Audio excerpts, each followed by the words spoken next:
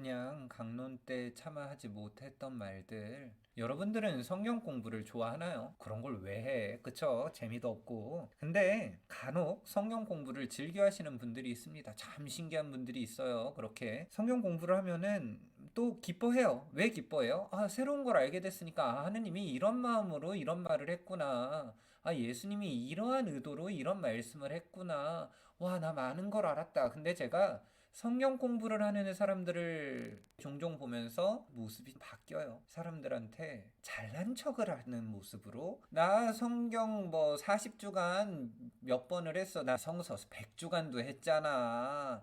무슨 성경 공부가 레벨로가 점점 정해져 있어요. 그렇게 레벨로가 정해져 있어가지고 대화에 끼지도 못하게 만들어버립니다. 아니, 성경을 보면 뭐를 느끼는 거죠? 물론 뭐 역사적인 지식도 있고, 뭐 새로운 가르침들도 있고, 그래서 뭐 믿음이 올라갈 수도 있겠지만, 제일 중요한 건 하느님 말씀. 하느님 말씀은 뭐예요? 네 옆에 있는 사람을 사랑하라고. 이거 오늘 복음도 똑같아요. 율법학자 바리사이들 율법은 다 알아요. 그래서 와, 갈릴레아에서는 예언자가 나지 않는다라고까지 이야기를 합니다. 이 인간들은 성경에 대해서 연구를 지질나게 많이 했는데 중요한 것은 살아있는 하느님을 까먹었던 거예요. 살아있는 하느님을 완전히 잊고 살았어요. 다시 말해서 그들이 연구했던 성경은 죽어버린 성경이었고요. 그들이 믿었던 하느님은 살아있는 하느님이 아니라 박제되어 버린 하느님이 되었고요. 그럼 우리도 똑같은 거예요. 우리가 예수님을 안다고 말을 하려면은요, 먼저 그 사랑을 실천해야 돼요. 예수님의 가장 핵심 가르침이 뭐예요? 사랑이에요, 사랑. 불교의 핵심 가르침은 뭘까요?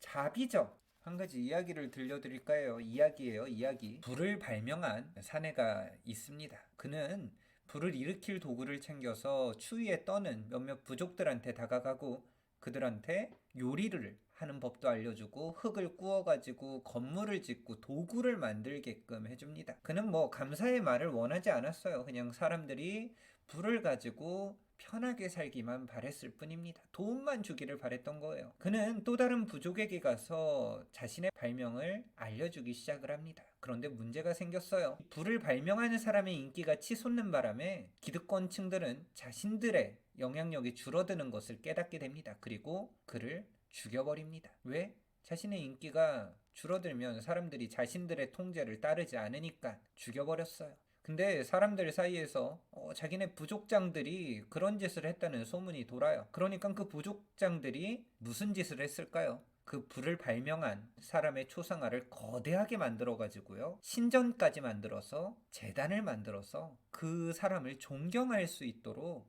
한 가지 전례를 만들어 버립니다. 그래서 해마다 사람들은 이 위대한 발명가와 불을 일으키는 도구에 경의를 표하게 됩니다. 의례를 충실히 지켜요. 하지만 거기에는 불이 없습니다. 의례와 기억, 감사와 경배는 남았지만 불은 없었어요. 우리가 예수님에 대해서 말을 할 때 예수님이 우리한테 제일 중요하게 여겼던 건 사랑, 바로 그 사랑입니다. 그분은 사랑을 말하고 있어요.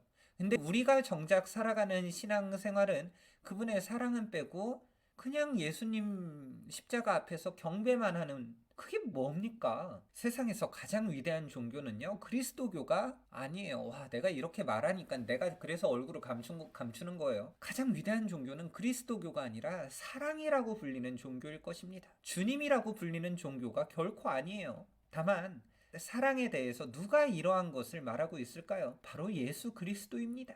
그래서 우리는 예수님의 관점을 잊지 말아야 돼요. 예수님은 곤란하고 딱한 처지에 놓여 있거나 혹은 완벽하게 고립되고 소외되고 신경 쓰지 않는 사람들, 그런 사람들을 위해서 다가갔습니다. 근데 우리는 그런 거랑 전혀 반대로 살아가고 있죠. 예수님의 모습과 우리의 모습이 왜 다를까요? 말씀이 죽어 있잖아요. 죽어 있는 말씀을 읽고 죽어 있는 하느님을 믿고 복음 말씀 죽어 있는 예수님을 접하게 되면은요. 그거는 나의 지식 쌓기에 불과해요.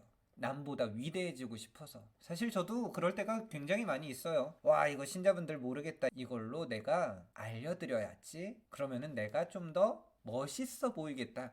솔직히 이런 마음이 제 안에 있습니다.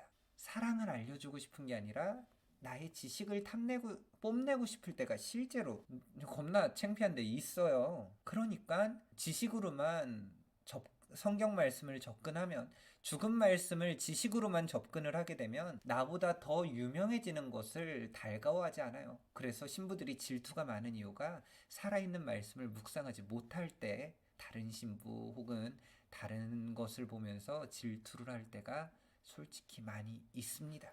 두려움이 올라와요. 내가 소외되면 어떡하나. 두려움이 올라오니까 오늘 율법학자나 바리사이들처럼 권위와 지식으로 짓눌러버리는 삶을 살아갈 때가 솔직히 있습니다. 그런 오늘날의 신부들한테, 그리고 그런 바리사이들한테, 그리고 우리 사랑을 잃어버리고 살아가고 있던 우리 자신들한테, 나를 살리는 분은 나의 지식이 아니라는 것을 우리는 다시 한번 마음속으로 새겨야 됩니다. 오늘 일독서 예레미야가 뭐라고 말해요? 제 송사를 맡겨드렸으니 그냥 살아있는 당신께 나를 맡깁니다. 화답송에서 주 하느님 당신께 피신하나이다. 우리가 피신하는 곳은 나의 지식, 내가 만든 우상들이죠. 내가 만든 재물들, 내가 만든 권위, 명예, 거기로 자꾸 피신할 때 하느님의 말씀은 죽어버려요. 여러분, 이번 주일 복음 말씀이 탕자의 비유였어요. 그 아들 새끼가 엄청난 돈을 쓰면서 그냥 세상 곳곳을 찾아다녔지만 결국에는 나를 살게 하는 건 어디였나? 아버지의 품이었다라는 것을 그 생고생을 하고 나서야 깨닫게 됩니다. 우리도 그 아버지의 품으로 돌아갈 수 있는, 다시 말해 나를 살리는 분, 내가 피신해야 될,